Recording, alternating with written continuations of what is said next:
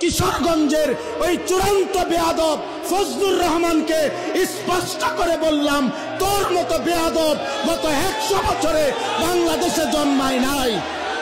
তুই স্বাধীনতার পক্ষের না, তুই স্বাধীনতার শত্রু, তুই এদেশের শত্রু বেটা।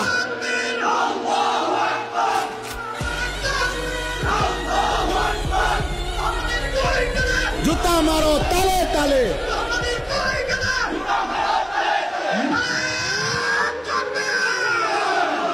কিশোরগঞ্জের ওই বেয়াদব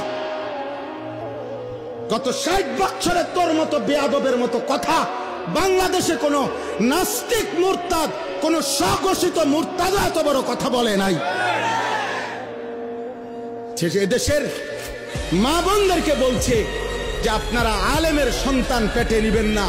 আরে বেটা বেয়াদব, তোর মতো বেয়াদবকে, তোর মা বাপকে যদি কোন আলেমে দিন বিয়ে না পড়াইতো তো তুই ফজলুর রহমান কোন নেককার চরিত্রবান কোন পবিত্র নারীর ঘরে জন্ম নিতে পারতি না বেটা।